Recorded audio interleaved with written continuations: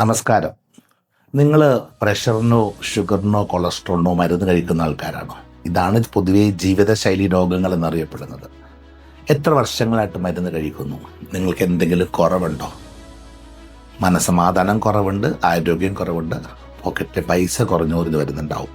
രോഗത്തിന് കുറവുണ്ടോ? എന്താണ് ഇതിൻ്റെ കാരണം എന്ന് എപ്പോഴെങ്കിലും നിങ്ങൾ ചിന്തിച്ചിട്ടുണ്ടോ?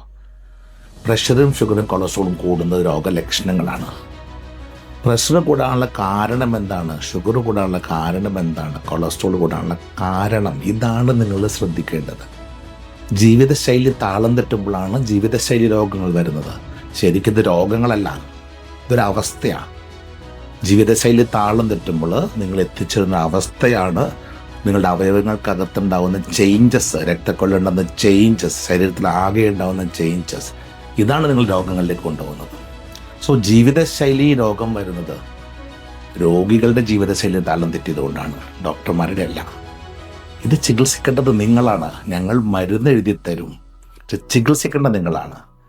എങ്ങനെയാണ് ഈ രോഗങ്ങൾ വരുന്നത്? ഈ രോഗങ്ങൾ ഇല്ലാതാക്കാൻ എന്തു ചെയ്യണം? ഈ മരുന്നുകൾ കുറച്ച് കൊണ്ടുവന്ന് നിർത്താൻ എന്തു ചെയ്യണം? ഇത് നിങ്ങളാണ് പഠിക്കേണ്ടത്. അത് പഠിച്ചു മനസ്സിലാക്കാത്തതാണ് നിങ്ങളുടെ പ്രശ്നം.